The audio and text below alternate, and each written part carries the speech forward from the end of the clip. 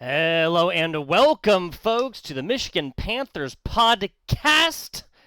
Bam, we are looking at Week 7 coming on in here, 4-2 as of right now. I know what you are thinking. Who has that mustachioed man screaming about spring football in my ears? Well, You ever made out with a tugboat? I'm FBI Tugboat, commentator, host, interviewer extraordinaire. I love spring football as well because I'm not defined by my career as much as I may love it. Spring football fan, we've been doing the Michigan Panthers podcast now for, I guess we started in week 2, so this is our 6th week, 2, 3, 4, 5, 6, and 7. Very, very much looking forward to it. The Panthers podcast now, we'll be doing some review of last week. Man, I always mess that up. A review of last week, a preview of next week.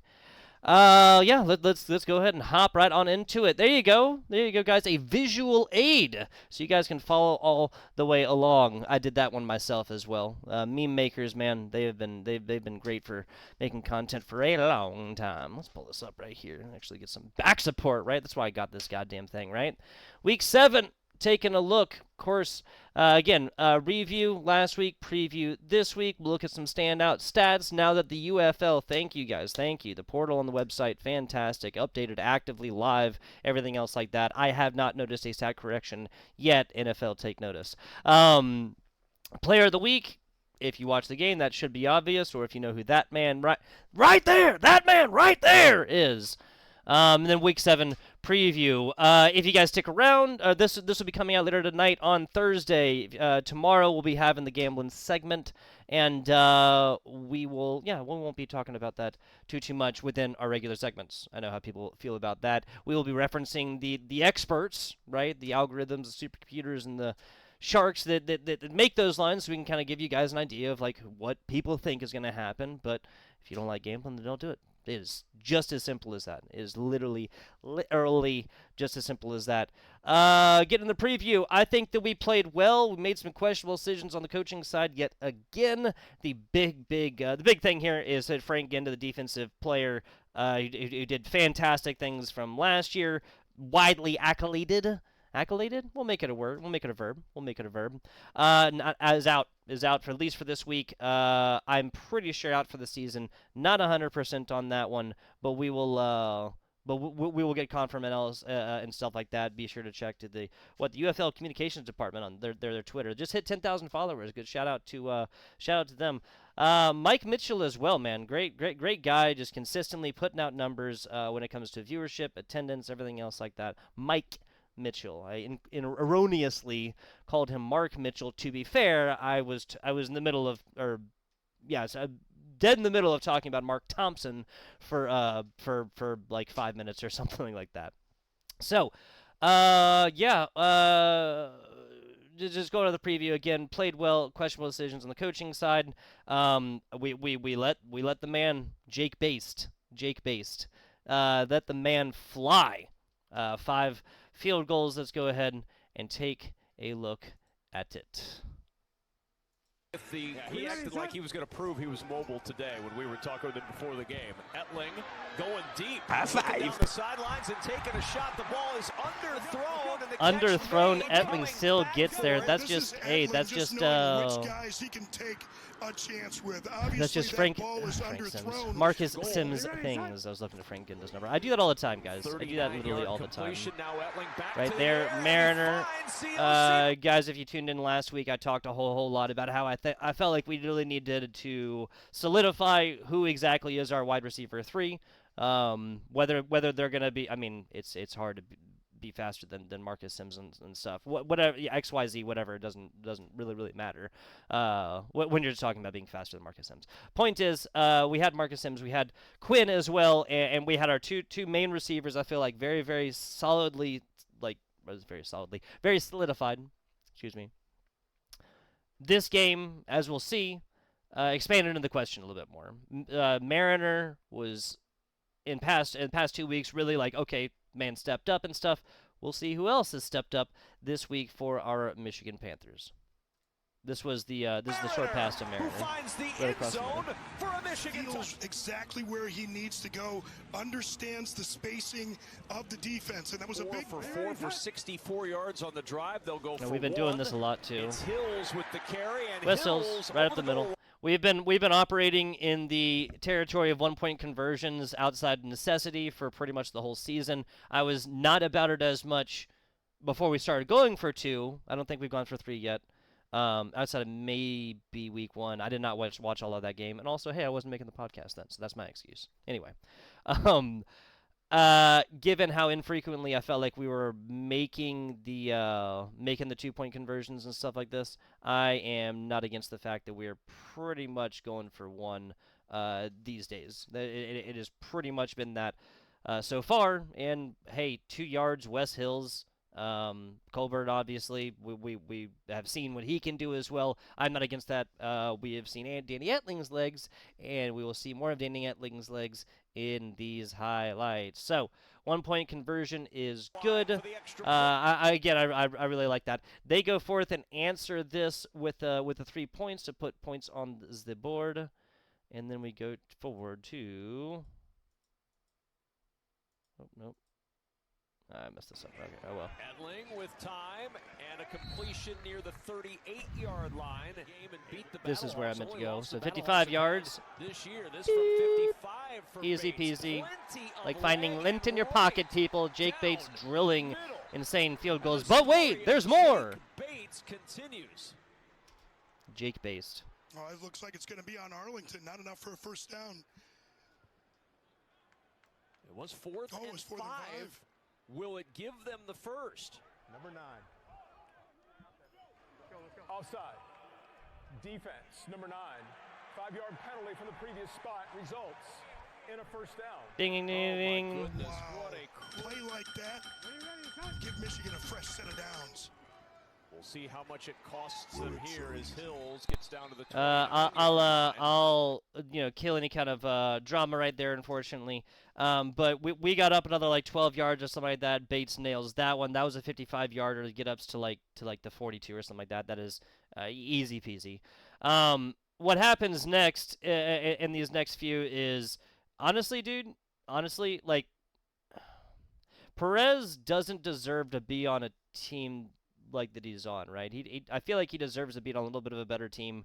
We have a great defense, but the simple fact is, whenever Perez gets like 2 seconds, really, in the pocket, he can get that ball out consistently, and that is what ate us alive. These play action passes, him having options and whatnot, and then just consistently darting out 5, 7, 12 yards at a time, with receivers getting more yards after the catch, of course. Scott stays in on the This pitch. was Tough terrible. catch. Hunter made it. Now Yeah. stops and starts again. And Nice Hunter run right down there. the Got that one sidelines all and the way into the in. end zone for an Now, Arlington touchdown. Here's where it matters next. Day Hunter, fantastic stuff. And you're going to see him work all the way And up and the we just leave sideline this here. Watch him completely change his open speed after just a little we bit play a right little man there to coverage over buy there. Is that himself. 96? I mean, he's doing what he's supposed And to now do. a I'm not two-point saying try that. for the lead. 2-point try, Perez finds the pocket, directing puts traffic, exactly where throws to Day the Hunter went sideline, and it literally is 10 caught. seconds ago. Deontay Hate it. Burnett Hate it. with the two Day and touchdowns. Deontay putting up points against the old Michigan Panthers. Hate to see it. Hate to see it. This is a oh, hang on. Is that? No, this Edling isn't on it. first. Let me skip ahead. Oh, well, I'll just say it. The last 2 minutes, honestly, Arlington waltzed down the field in fantastic ways. This is an example of Danny Etling's. If he'd have turned up, that might have even been a first down or something like that. But Arlington just waltzes down the field again, dude. They're mixing in runs where they need to is kind of like that change of momentum and whatnot, change of pace, whatever you want to call it. These short darts, and then it's like everything. Honestly, on this one hits because Tyler Vaughn then goes forth, gets a big long ball and takes it all the way That's down from your offensive for lineman. 6. So that says 9:35. 3rd and Excuse me about that, guys. I am navigating as best I can. Back to the We'll watch it. We'll watch it. Yeah. Wait, where's the Tyler Vaughns? There we go. Here's the Tyler Vaughns bomb.com. Reaching up and a little bit of redemption. Remember, he had that drop earlier, but Luis Perez. That he did have a massive drop here. Honestly, this could have been. I'm not going to spoil it in case you didn't watch it. But there you go. And that's right across the middle. Sal Cannella I'll be honest with you. I'm not even 100% sure what happens here next. They call offensive pass interference on Sal Canella, and Canella lined up in the like slot. watch. That is the most mild of pushes. That's not restricting movement. That's not anything. They get a super challenge. This is the easiest overturned super challenge ever. 34 rush yards today for Michigan in this first Yep, here we half. go. Etling back to the air. Wait, why didn't they? Finds an Hang on, opening for they didn't show Michigan the. in this first Oh half. no, sorry. Yeah, this is the decent little pass right here to get them up. That's Trey Quinn once again, wide receiver 2, hands down, getting it done. And we only need a couple of more. Also, this. Let's be honest. First, fantastic job by Colburn there getting down so that we actually have the opportunity. It just doesn't waste it out. We have 2 timeouts. I'm a little bit concerned with how Mike Nolan has been using these. I honestly feel like there's almost never a reason we should go to the end of the first half with having touchdowns unless you're massively ahead. Great job by Colburn getting this one down. But that's not the big return. Sorry. You heard everybody saying get down, and the timeout is called. Timeout called. Good snap. Good hold. Boom. Bates' kick is What's he got? He got them. Magic legs. Fantastic stuff, bro. good Fuck. again. Absolutely crazy. Excuse me. 60 Absolutely crazy. yards. Man, 6-0. Insane. Etling on Insane. the play fake on first down. Over Was that a the catch? If I remember right, that was not a catch. Skipping ahead right here. So, yeah, we go 16-17 off the field goal. Or sorry, and we march down the. Holding goal. We march down after the half. Sorry about that. Kind of ruined it. Oh well. And now This is with yeah, the if I'm field right, goal try this is the running. by Plenty. Jake Uh, Bates This is may good. be this may be a penalty on Arlington. Yep. Sorry, I don't want to get ahead of myself. Roughing the kicker. Defense number Not gonna lie, guys. They're gonna replay it. You guys can see it. This isn't the big penalty because he doesn't go after. He doesn't hit his planted foot. He hits that foot, and he like gets him on the Oh, toes, boy. especially with him And cocking the his neck like Oscar that. goes to Bates. The Oscar Who's goes to gonna come Bates. I'm not gonna lie. That's entirely fair. That is of course 2 penalties, 6 points that we've gotten off of there. Kind of right, because like especially right there, like he goes, he nails it. It's a long field goal, doesn't matter, right? The argument can be made. I understand. Arlington is shooting themselves in the foot. That is my main point here. Danny Etling rolls out here as well. He's trying to make it clip. It's not even that hard. He throws this like way harder than he ever needs to. You float this up, he catches and turns around. It's 6 points. Whatever. At the last second. Let me. Are you guys surprised at what comes up next? 4th and 9. That makes sense. This goes up, and you even see the edge rusher here, number 9. Like he doesn't even want to do this again. He realizes he's beat right there. He doesn't want to dive for it. He doesn't want to like attempt going for another one of those to give us a first down. From 29. Let's see. Arlington then goes forth and strikes back. I didn't write down the timestamps there for what theirs was. Hang on. I'm sorry guys. I don't know why this isn't working.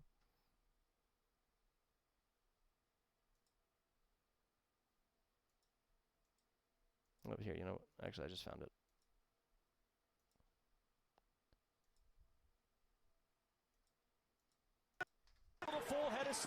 What's going on? There we go. Vaughns gets him the first down, gets him a little bit closer. This is the reverse right here.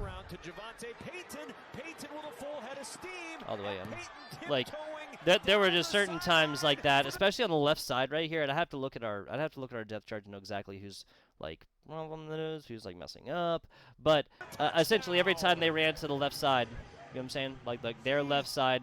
This is a wide receiver run, a little bit of like special plays. We have so many players down here as well, right? Look at this. Hang on. Pause. Like, so they think the ball is going here. You can kind of tell this guy's going in. This defender for us is going against the ground. Bam. At this point, all 3 of them see that, and I think at this point they realize, you know, especially is that Sal Canilla, I think, running out here to the left side to go block. And they realize it, and he's got a head of steam going horizontally and just turns right up the field. This is fantastic. These are big boys, 55, number 99, both increments of 11. These are big dudes. You know, if you catch you in the pocket, that's a nightmare. Otherwise, they're you know that's gonna go for 6 every single time. Skip ahead here.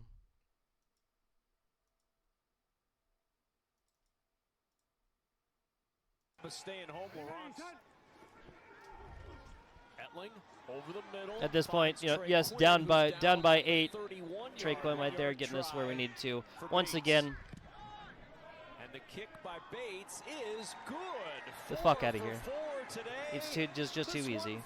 Just too easy. On 1st and 10. Skipping ahead.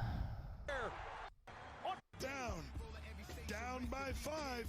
Michigan gonna get the ball when we come back. Wait, hang on. Arlington territory at the 46. Mix this around. Etling on the keep. Oh, here you go. Yeah, this is the big one. A different form of Magic legs. Etling tripped up inside the 10 near the Open things up for Etling to This hold is that ball. right after Smith for their side rushes the ball up, lose the fumble, and so they just lose like a lot of yardage and almost lose the football, but just end up losing a loss of down. Sorry, definitely highlight for us. Edling with the wheels right there, bro. Love that. and on 1st and goal. That And again, handoff. just like our 1-point conversions, I am not upset with this whatsoever. For extra yardage, Colburn chugging Not upset with this at all. inside the 3 and down near the 2. 2nd and goal. Sure, let's try it again. No. Etling Oh, no, he does get there, that one. This was actually really good. I wonder if they play this on replay. Hills did a fantastic job. Watch his knees right here. He goes and extends up and over. Still off the ground, and he actually uses that even though it gets close to like give him that last little push to stay in the air and get the ball across the goal line. West Hills, man, fantastic stuff. As it turns out, he had reason to flex. Was not down. The result of the play is a touchdown. Devin, now the 2-point try for Etling and Michigan. Etling throws. I really think he gets this. See what you guys think. 34 tackles coming into today. You can see It looks like he turns around. Like we don't have the good angle though, right? But it looks like, damn it! It looks like when it was like right there, that it looks like across. Whatever. perfectly We'll see. Hey, we'll see how it matters. We'll see if it matters, right? to convert for their winless Renegades. Pressure up the Sal middle on Canelo, 1st down, but he checks it the down to South pressure relief Carolina zone. tight end with a good Most of these on tight ends play 1st. exactly. The Hicotini is ours, right? Jay Sternberger over there for the Smith Arlington with a blocker. Renegades. A 1st down to the 41. Oh, just wait. Oh, just you wait. It's Smith again right there. Down, Smith on 1st and 5. Fighting, Gets doing the fantastic first down shot, or into doing Michigan fantastic stuff. territory. So they're feeling like, oh, this is going well. This is going very, very well. Were it so easy. Off win. From the 45, Perez Sal to Canelo. Canella. Sal Canela. Here we go. They're looking for a field goal. 2nd and 2. Oh, dear. Stopped. Let's try that one again. Try to get this out. They get it there, get to the field goal, but they're looking for more, aren't they? They're looking for more, aren't they? Where's the... Here we go. Sorry. Here we go. Hey, it worked the last few times, right? Oh, what's that? What's that? Fumble Rooskies! Fumble Rooskies! It's a fumble by Smith. Hey, no flag, guys, no flag. Let's stop the clock. Yeah, let's stop the clock. And also, thank you to this... Hang on. Thank you to this ref right here, kind of a shorter dude. He's the white hat. What number? White hat rules all. Thank you. Like there are so many times in the UFL so far that I have seen players run out, and then it's literally like 2 seconds or something like that. They just keep it running and they stop it. And I understand the timing rules in this. It is not that, folks. I know when the clock is supposed to stop. Okay, they just don't, right? Like, and also the phrasing or whatever is supposed to be, oh, well, you know, we stop it for 1st down so the chains can move. Guys, look at the sidelines. Like, they're frequently still moving. They're still, like, setting them down when the clock restarts. I can only imagine this is a desire by the league to have shorter games so that, because people have shorter attention spans. I don't know. What happens? What happens here? The Panthers have the ball. Take a look at this one. Let's keep an eye on that right knee, which looks like it's the closest to get down to the ground. Nope, that ball. Ooh, that's close. It looked like he. It's a little bit lost close, it a little but. bit, then regained it. Then the knee comes down. Be interested to see the timing on this. And now, what do you do at running back with Day Hunter out hurt? Fumble recovered by the offense. Yep. So and this hurt them as well. 3rd and 9. Smith back in the back. J.J. Hunter's the only one who's even like taking a run, but that is a very much wide receiver man. At the 30-yard line, makes this field goal from 48. Up and down. Up. Oh no! It's panic time. It's what is going on here? It's panic time in Detroit. Ford Field in shambles. Right? Right. Arlington has the lead with 54 seconds to go. In position again. Watch this. Watch this. And the kickoff from the 9. Whoa! He bobbled it. It's a fake. No, he's just faking it. Oh shit! That's right. Marcus Sims has some of the best legs in the entire league. Y'all forgot. Y'all forgot. I love how he gets up there and it says like field goal range. That's for mere mortals, all right? That's not for men named Jake Baste, who's damn guaranteed to be in the NFL next year. Then, yeah, maybe a mildly boring, just another day at the office here for Jake Bates. 42 yards. But come on, guys. I hit a 60, a 55 that was called off a penalty. Then we go for it, hit a 42. Like, the man is getting them left, right, and center. Again, finding lint in his pocket, right? Finding pennies in a freaking parking lot. Absolutely love it. Absolutely love it. My greatest concern is that Jake Bates isn't going to be playing for the Michigan Panthers next year. I am very, very glad that he is still with us for this year, right? Man puts up 15 points himself. We win 28-27 by a single point. Do not cover the spread. Arlington does that one. They were 4 or 3.5 coming into this one, I believe. Plus 3.5, something like that. So slated to lose by a field goal or a field goal and a point by 4 points right there. We win. Do not cover. Improve to 4-2. The Arlington Renegades drop to 0-6. You want to talk about shambles? Can't have that conversation without mentioning Arlington, Texas. Let's go ahead and take a look at bam. There you go. Here's this. We'll take a look now. Oh wait, well let's go to the topics because I can't remember where the hell I am. Standout stats. That's right. Standout stats. We're done with the review. The review, not the preview. The preview comes afterwards. Even though that kind of seems that's what it is. That's what's messing me up right here, folks. Because pre and I think before. Think in the past. Whatever. Oh well. Standout stats. Let's talk about them. 5 field goals, obviously. That's the first real thing that pops out right here. Our only 1 point conversion hits. Who'd have guessed it? The 2 point conversion does not. I feel like a lot of people have been around these 1 for 2 on 2 point conversions. I am still not sure actually if we've gotten 3 point conversions yet. Obviously, it's possible here. I don't see anybody going for that. Outside of a situation, they're just trying to get a tie. Like they're down by 9 right here. Davion Smith, I like this. Day Hunter, that long one of 13 yards over the side, but still, I mean, getting 8 per 4 is a low sample size. Whatever.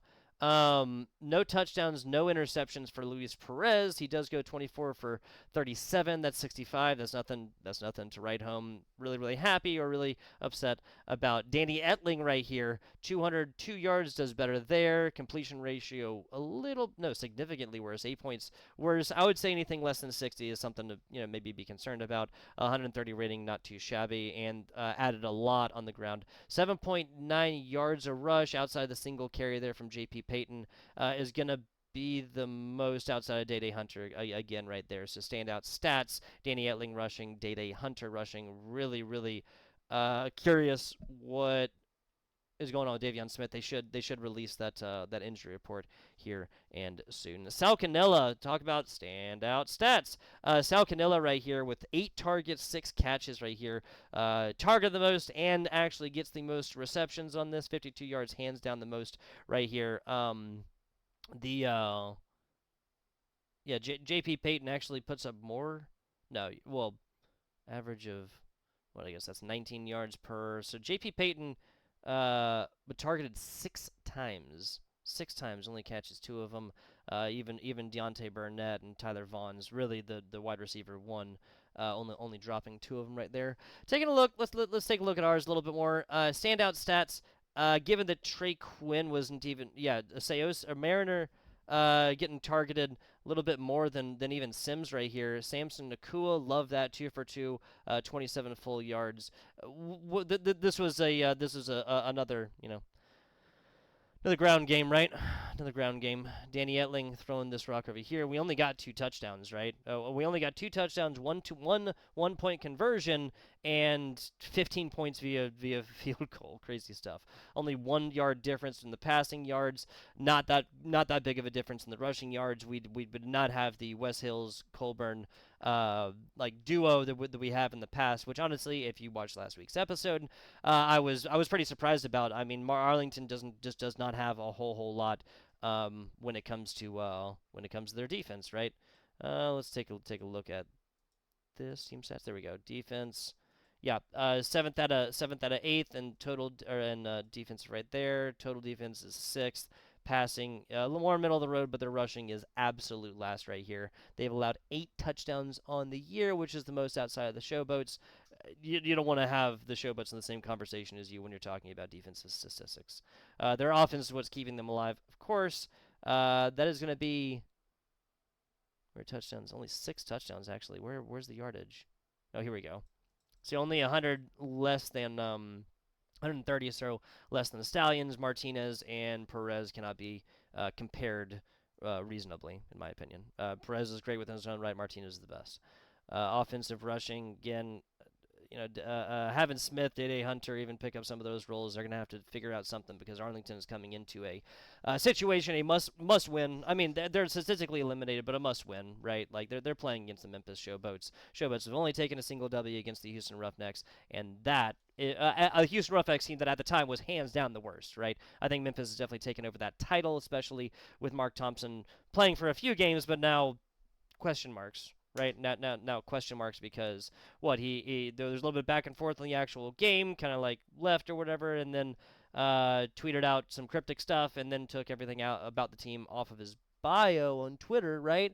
And then but then retweeted a couple of their tweets with him in them. So not really 100% sure. Not really 100% sure. Watch the UFL communications department on Twitter for information about Mark Thompson and if he'll be playing this weekend. At any rate, Mark Thompson, fantastic player. Hope to see a lot more of him in the UFL in spring football. I hope we have not seen the last of his career one way or the other. Let's get on into the rest of this. We are looking at topics. Yes, the Week 7 preview. Let's go ahead and get this one figured on out, right? Get this one figured on out. Panthers visiting the DC Defenders in there we go. In DC at Audi Field. DC not dropping a single home game in years past. Not necessarily the case this year though. Already dropped a game to St. Louis. That was beat them decently handedly and whatnot. To be fair, we are not the St. Louis Battlehawks, even though we technically beat them in the first week. So hey, that means we're definitely going to win right now. These are different teams now. Greg Williams, Greg Double G Williams, and head coach there in DC have figured this out in large respects, and I'm a little bit concerned about what our offense can do. Now, when we take a look at a lot of the defensive stats, I don't know. This is just total tackles. That doesn't mean anything. That's total defense. They're all the way there at the bottom. Only other worst team, Memphis Showboats. Same thing with passing. And same thing with rushing, except the Showboats are actually better than them, and down right there. Defensive stats, defensive things, what players were, what teams were previous in the year and whatnot. Notwithstanding, the loss of Frank Ginda is going to be absolutely brutal, folks. I got to go on the polar opposites. We dubbed it the solar popposites. There with me, myself, Arik, and KB here with the UFM. Appreciate them having me on there. A couple of members dealing with real life stuff right now. Not bad things by any means either. Just not, public business, right? And they weren't able to do it. So Ace Webb were not able. They brought us on. Absolutely love that. Arik also kind of raked me over the coals a little bit, right? Because once I was presented with the information, especially the Frank Ginda injury, we're playing at DC. Etling has been super, super up and down. Etling and Quentin Dormady, no N in the last name there, have been just so freaking up and down. It's hard to really rely on either of these. Quentin Dormady coming in, absolutely showing out in the first week of his, and then just honestly mediocre, and then kind of shit in the bed after that. Danny Etling, you could call this. I think you could take the mediocre stamp and place it all over this week number 6 game right here, between Jake Bates getting hands down the most amount of points, and us only winning by a single point, right? The walk-off field goal by Jake Bates. But you could say that outside of the absolute wheels, that 60-yard rush, right? That 60-yard rush, right? Excuse me, 40-yard rush. 40-yard rush right there. You take that 40-yard rush, he rushes 4 times for 15 yards. That is, what, like 3-something? That is nothing to write home about by any means. Excuse me. Excuse me. The experts, right, Vegas, whatnot, says that this is going to be basically a pick'em. I think we opened up. Panthers were +1, so underdogs by a single point.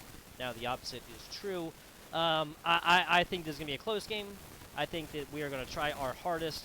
I really, I picked DC over there just straight up to win, and I have to go with that again. But this is probably the game that I feel least good about overall. I mean, the Arlington-Memphis game to begin with is going to be an awesome game right there. I do believe Arlington's going to be able to get their first win. Birmingham Stallions and the St. Louis Battlehawks is literally going to be a preview of the championship outside of course, the game being in St. Louis that's already been confirmed. They wanted to do that, give their fans who show out, not saying like they shouldn't, but wanted to give their fans a little bit of a clap on the back for coming out and consistently supporting the only pro football team in St. Louis, to my knowledge. I'm not sure if there's another pro football team in another league, AAF or ALF or whatever else like that, right? And then the game after this, I think will be will be really good as well. Centered on solar opposites. There is not a single game on the slate this week that the experts say should be larger than a 4-point differential either way. Absolutely looking forward to it. And again, Panthers, Defenders, this is the game I feel least good about. Let's go ahead and yeah, take a look at the.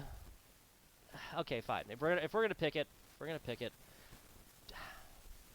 27-23, like with DC winning. Even that's kind of a because we're gonna put up points because their defense just is really up and down, kind of sucks, and they're gonna put up points as well because Frank Ginta's out. Star power wise, we pretty much only have Nakua of the Kai Nakua. The corner who's already gotten a couple of interceptions and forced a whole bunch of pressure on all other kinds of defensive plays. But our superstar is out. So really, the difference being made right now is DC's offense, Jordan Talmo, trying to connect with more people, especially after they've gone up and down. Kiki Kuti has sat out a couple of games. And what we're doing on defense to replace Frank Ginda, and especially given that DC has shown themselves willing to gamble, right? They'll go for it, 4th to 12, all these other things, and Mike Dolan just simply hasn't done that. If this game comes down to the wire, I have more faith in DC's ability to pull it out, utilize their timeouts, utilize their challenges, and utilize their 4th and 12 rules in the into the game and whatnot to come forth and take this one on top. Gun to the head, had to put money on it or something like that. I'd have to say DC Defenders. I am obviously pulling for the Michigan Panthers. That said, skip on over to the schedule as of right now. Yeah, so week 1, walk-off, single-point dub against the St. Louis Battlehawks. That was courtesy of a 64-yard field goal back-to-back. Got iced, did it again by Jake Bates. Loss of 7 to the Birmingham Stallions outside of, hey, maybe this weekend, and outside of, you son of a bitch. It's been out of focus this whole time. There you go. And outside of the DC debauchery, right down an actual monsoon going down in Birmingham, game was delayed for like an hour and 40 minutes, right? Outside of that, we played them the closest at anybody so far. Houston Roughnecks, that was yeah, not trying to beat a dead horse, not trying to crap on crappy teams, but that was a W. The L right there is San Antonio. I think that was hands down the worst we played out of all 6 of these weeks so far. We basically handed that over. We made Quentin Dormady look good, which is, I mean, obviously pretty damn hard for him to do. we made sure that happened. Memphis 2 weeks ago, dub right there in their home as well. It makes me feel much better about week 8. Again, we have two good teams in the USFL, and we have two not so good teams in the USFL division. I am also pretty happy. I mean, if we take a W here, and especially if Memphis, well, I guess Memphis and Houston have the same record now, right? We take a W here. I believe mathematically we have secured playoffs and whatnot. Nobody on the side of the XFL conference has yet, only because St. Louis is 5-1. If the Stallions have already clinched. If the Battlehawks win this weekend and San Antonio loses, I believe they have clinched, given they are one game up on DC, right? And the math might continue there. Take all of this with a big fat grain of salt. That was a win last week against Arlington. I think we played up and down again. I've already talked about it. There's a couple things that I would have done differently with coaching calls and whatnot, and trying to maybe spread the ball out a little bit more. Like, also, the rushing that we got did not really inspire joy and whatnot, right? Did not really inspire hope. Playing DC at DC is brutal. If this was more of a home game, if this was a home game, excuse me, I would say, okay, easy, come to Ford Field. We've been showing up a little bit more in the past couple weeks, I think. I mean, you start out with 3 home games in a row. Anybody who wants to go to a game is like, okay, well, I'll go to the week 1, maybe week 3, something like that. If I have to, I'll go to week 2, but I'm not going to go for every single week, right? Like three weekends in a row is kind of even ticket season holders, right? That's kind of like a little bit, it's a little bit much to expect, and I can admit that. You know what I'm saying? That's all I'm saying. Next week, Memphis Showboats. We just shellacked them in their house, barring some trades, barring some injuries, barring something here. I chalk this up as another W. Another W here, week 9 for Houston. And then I really want to chalk this up as a W, but two things about this game, this Week 10 game. First, the Stallions, given they've already clinched, might spend the next 4 weeks or so playing not starters, playing Matt Corral, and playing other players that they don't want to get injured, and just have their massive starters, your CJ Maribels, your Jay Sternbergers, your Adrian Martinez's, just practicing throughout the week, staying in shape, staying good cardio shape and whatnot, and not get injured, right? Have them go half speed at practice and whatnot, and just keep doing what they're doing. The second thing is that this could be a USFL divisional, almost certainly is going to be, the USFL divisional championship, in Week 10. We would also have to come out with a better record than them, given that they're undefeated, which I don't think is. I mean, it's possible, right? It would require us beating. What, we're 4-2, they're 6-0, so they'd have to lose 3 games, and we'd have to lose only 1, right? And then beat them 2, and lose only 1, probably the only game to them, and they would have to lose 3. Or, well, if they lose 4, then obviously we guarantee it. I'm kind of grasping at straws on that one, and kind of like, like theory crafting or whatever about how exactly that would go. Perhaps it's a little bit too early for that one. I'm saying we finish with 2 more W's and 2 more L's, finishing at a nice, respectable 6-4. I could easily see this being 7-3, though, with this being the only loss. These two, Week 8, Week 9, I feel like these should be chalked up as almost auto wins, again, barring any kind of crazy trades, injuries, acquisitions. I believe trades cut off after this week, after Week 7, right? And it's the last 3 weeks of the regular season are done by that. Anyway, 6-4, 7-3. Absolute worst, we go 4-6. Hey, well, we're talking about improvement. I also do not see that happening. I think the worst realistic case scenario, again, that we've already secured 4 wins, is 1 more dub against probably Memphis. Maybe Houston. One of these, we lose 1. Okay, we go 5-5. That would still require Memphis or Houston to win out pretty much the rest of the season, right? They're both 1-5.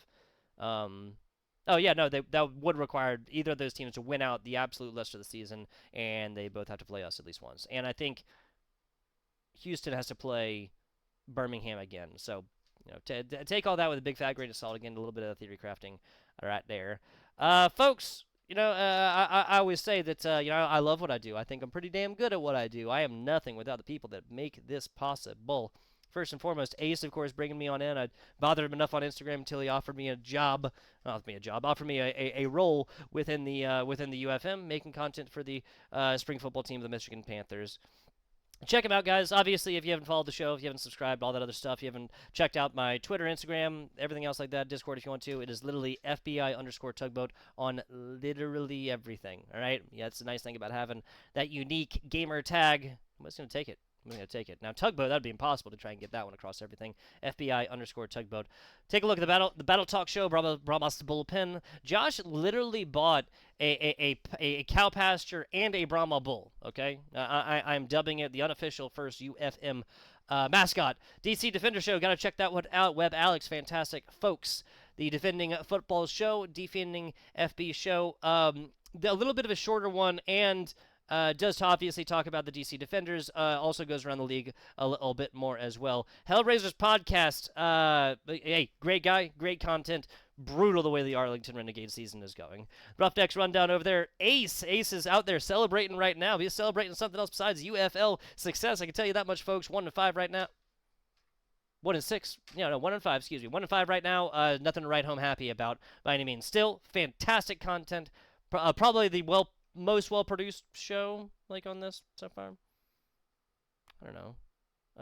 Ace and Webb, or excuse me, Alex and Webb do a fantastic job as well. I don't know. That's a stupid superlative. Captain's Log. Oh, Captain, my Captain, there with Brandon. Also does the gambling segment, Sink or Swim. We'll be filming our My Gambling segment here in just a little bit. The Panthers Picks podcast. Check them out. Stallions Run. That is a Scout and Buck. Some youngins over there actually living in Alabama as well. Young and lively spring football fans is want to keep this league alive. I'm going to keep spring football alive. Check them out over there. Tell me about it. Boy, Arik came on in. We got to do the polar opposites, solar opposites episode together. That was absolutely fantastic. He's also got like I think two or three other folks over there on the Tell Me About It general show, which is a lot more like general UFL stuff that they go across, and they also talk about lines a little bit. And that last guy there on the Panthers podcast, a big shout out to Josh over there, the Brahmas Bullpen, making this graphic and then using, we're the only ones who used our alternate logo for, Josh. Only single ones. I know you did that on purpose. I still love you, even though you purchased a full cow pasture and a Brahma bull, regardless of whatever man cave you have in the garage or house or wherever you put it, okay? Regardless. Check out the UnitedFootballMedia.com as well, or at the UFM, or at the _UFM. Twitter, Twitch, I'm sure, YouTube, Instagram, all those other things. I'm FBI Tugboat. I appreciate you guys watching. Tune in again soon.